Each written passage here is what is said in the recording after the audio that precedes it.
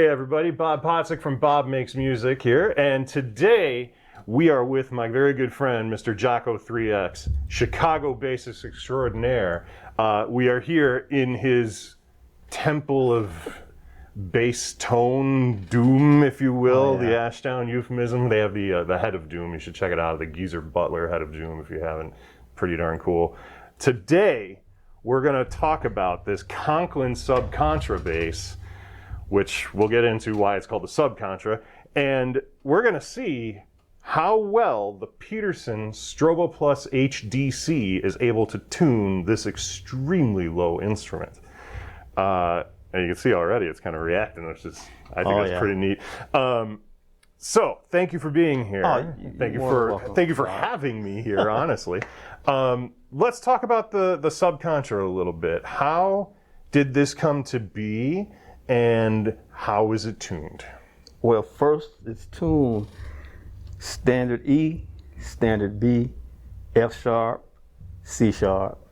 Okay, so what is your first string on this, the highest string, would be the lowest string, the fourth string on a typical 4-string bass? Exactly. All right, and then the second string, that B string, would be the lowest string on a 5-string? Exactly. And so we have 2 strings below that even further. Right. Okay, so it's to say that this is an extended range instrument is not giving it justice. This is a whole thing unto itself. It's really unique, and technically below human hearing, right? Technically. That's what they say. Yeah. To be fair, it's no such thing as below human hearing because everyone's ear is different. Right. Everyone's hearing is different. Right. And that's just the way it is. Yeah. That's just the way it is. Yeah. Yeah. So, like, technically, for those who don't know at home, human hearing is defined as 20 hertz to 20,000 hertz, right? Yeah. What is this low C sharp approximately for you? Open is 17 hertz. 17 hertz. Yeah. So it is below that 20 hertz. Oh, threshold. yeah, most definitely. When we were playing around with this earlier, I heard that fundamental. Like, it's clear as day. Oh, yeah. We're not hearing that first overtone, that first octave overtone. We're hearing the actual fundamental. It's clear, it's clean. Make sure if you're watching this, you've got headphones on or you're listening through really good speakers, because that's the only way you're going to hear this thing. It's not going to work on your cell phone for sure. Cool. So the tuning, E, B, F sharp, C sharp. Exactly.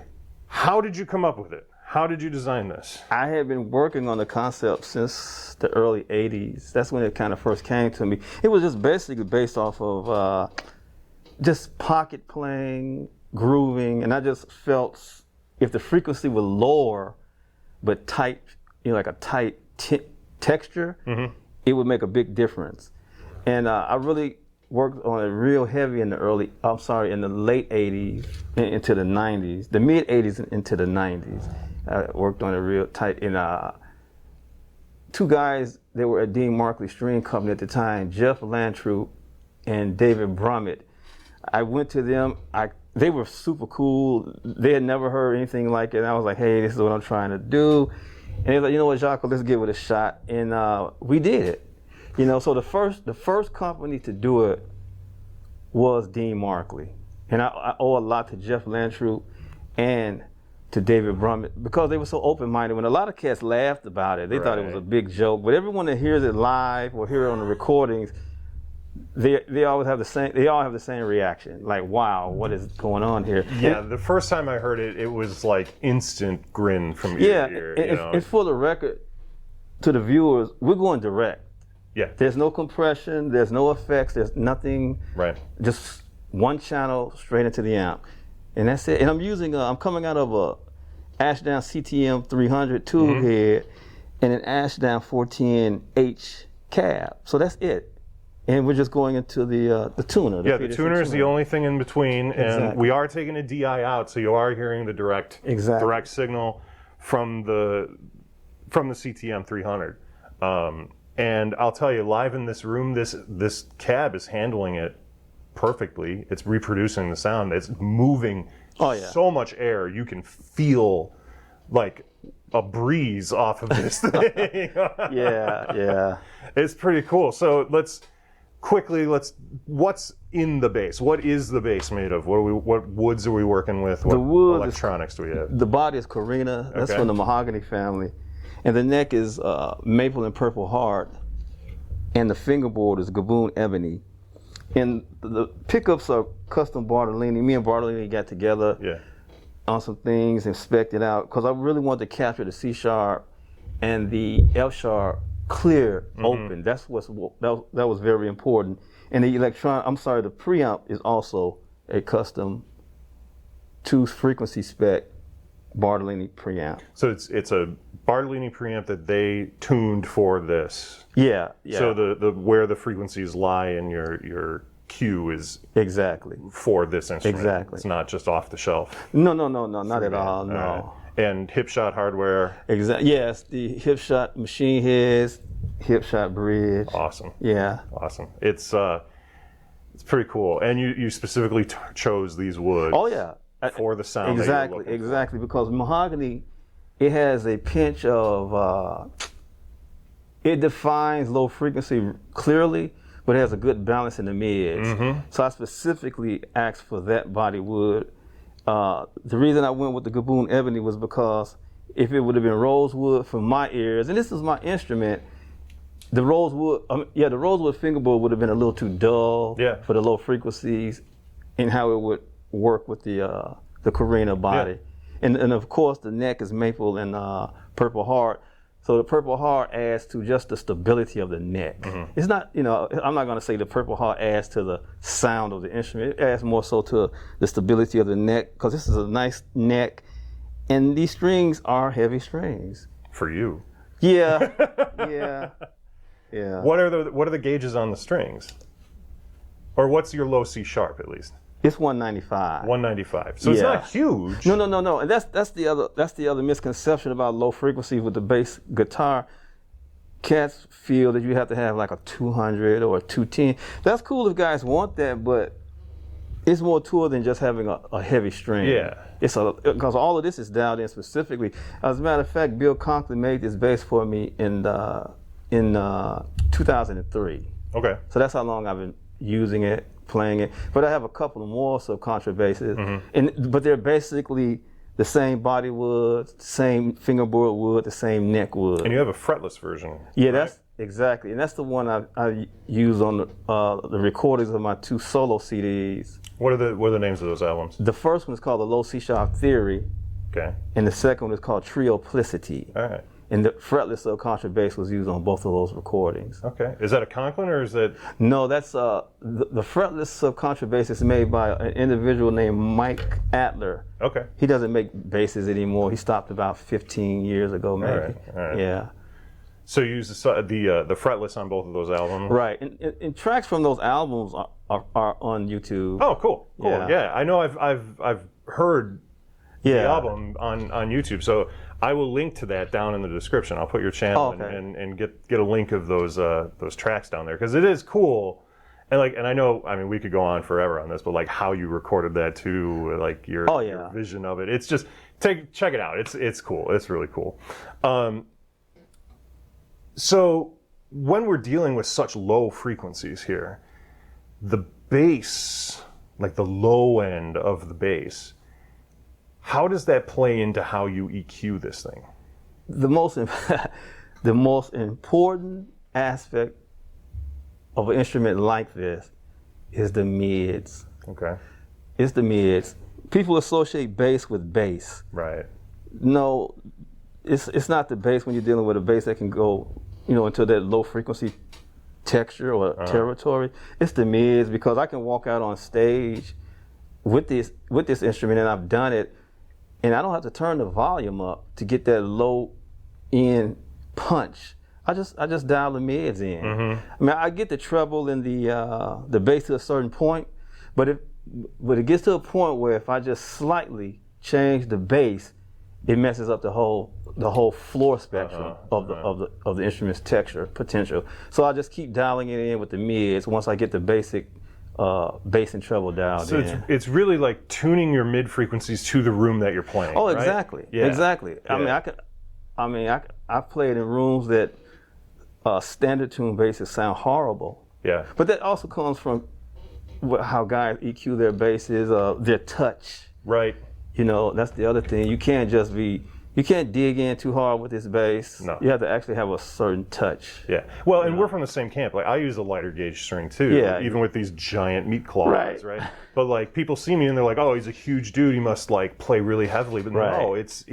I like to play with a lighter touch and use a lighter gauge string because I can get more tonal variety out of that than if I'm using bridge wire for strings. And it's the same deal. Like, you're the one that taught me about using mids. Like, I would always make the smiley face, right? Because it sounded good and just start. No. And it sounded great. And then we started talking, and he gave me a whole education on how to use that like 400 hertz area to really put the bass out in the room. And because that's where our first harmonics live, right? Well, cats should understand the basic, when you're dealing with the bass guitar or the upright bass, bass is bass. It's a foundation. Get that dialed in the treble a little bit, and then just come on with the mids. I even use the mids as my volume knob. There you go. Yeah. And this has a mid-frequency selector switch. It does. Right? It's not parametric. No. It's just Okay. no.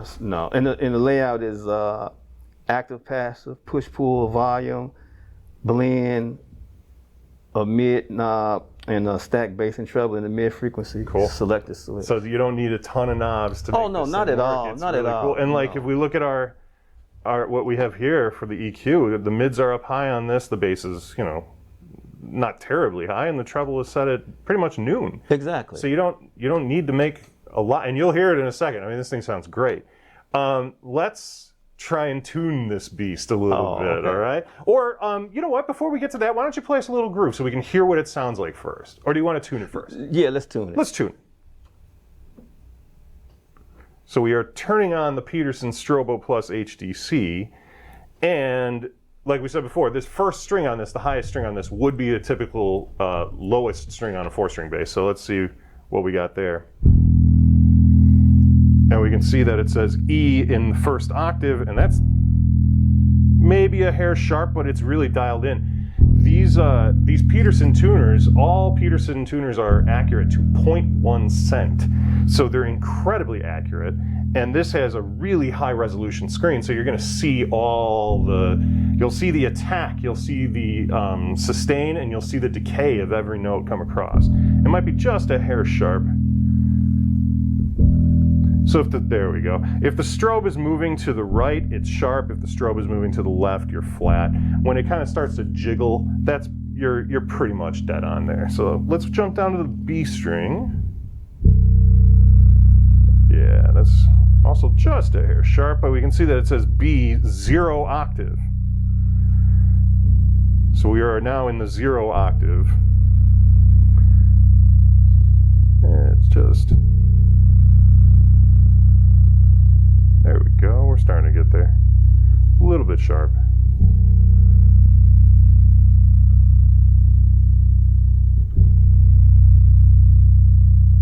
There it goes, starting to dance back and forth. I'd say that's pretty locked in. Yeah, there it is. That's good. All right, now we're getting into SubContra land. F sharp. You should feel this. It's really incredible. So we've got F sharp 0. I mean, how fast it recognizes these notes. That was quick. I mean, you play it, it's there. I'd call that pretty much dead on. When we're dealing with low frequencies, I know other tuners that have trouble tuning a low E, let alone a low F sharp. Right. And just the slightest adjustment of the tuning machine will send the note sharp and flat. So we're getting that in real time here. And now the part that everybody is excited for. Let's hear that low C sharp.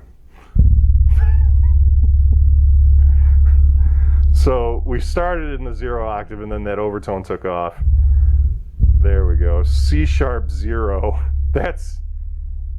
Let's see how fast it picks it up one more time. It's almost instantaneous. That's incredible to me. And we see C sharp, well, now in the 1 octave because of the upper overtone, but it is showing C sharp 0. That is 17 hertz? Yes. That's really incredible. That's really incredible. It might be a touch flat.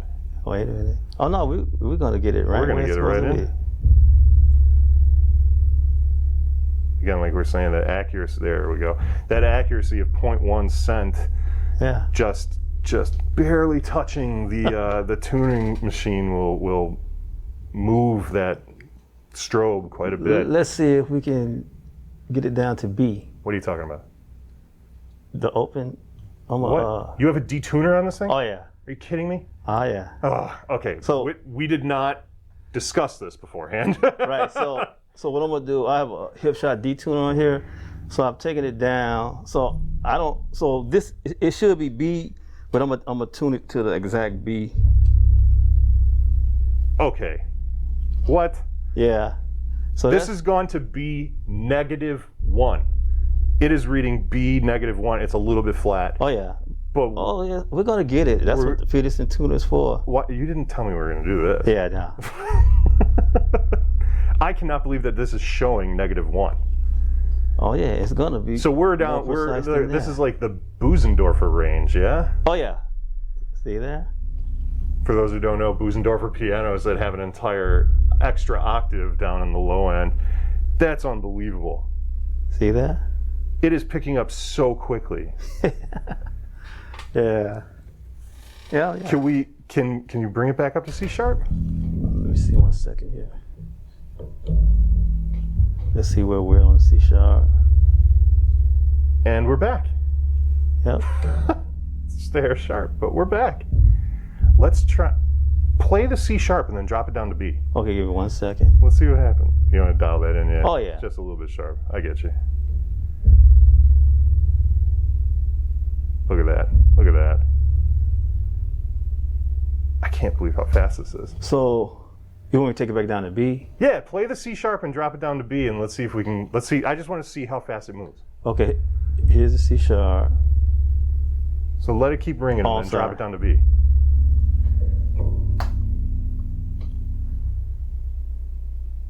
Play that B. Let's see. Yeah, there it is. See, You there didn't we even go. have to play it. No, no. And it Yeah. reads it as negative octave. Right, Negative exactly. octave. That's really, really incredible. Can you take us out? Let's hear a little bit of a groove on this bad boy.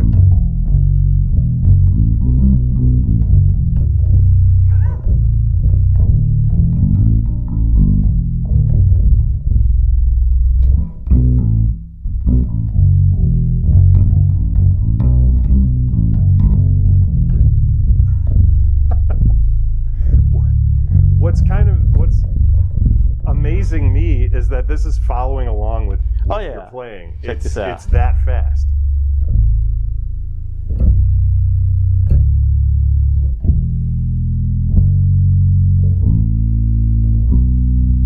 That's remarkable. Every note I hit, the tuner catches. It's right there. In these like sub frequencies. Yeah. That's okay. So you've used a lot of gear in your time. Oh, yeah. Have you ever seen a tuner react that quickly? Oh, no, I'm not exaggerating. Not at all. And it's very important for me to have a tuner that can capture it. Yeah. And it's not, I'm just being honest. And it did. It showed you exactly what the tuner does. And I dig it. I dig the Peterson stuff. It's accurate. That's the only tuner I have on my board. You've got the StroboStomp HD, right? Yes. Yeah. It's a great Oh, yeah. great unit. You could custom the colors on it. Yeah, You can yeah. Which for me is perfect, because of my eyes. I want a certain color that I can read it in the daylight. Yeah. It doesn't bother me or anything Yeah. like that. What Yeah. I've got a StroboPLUS as well, or a StroboPLUS HDC and a StroboStomp HD. What I like about the Stomp is that depending on what stage I'm on, with the colors in the lights, I can adjust that so I can actually see it. Because like if there's a ton of green on the stage and I've got the green up here, it may not work. That's so been well. my experience with the lighting. If it's a different type of lighting, it can affect my visual on the pedal. Yeah. But no joke. I like the Peterson stuff, and you saw what it did. I hope the audience saw what it did. I think the viewers. It pretty much speaks for itself. Yeah, Exactly. exactly. It's really incredible. Exactly.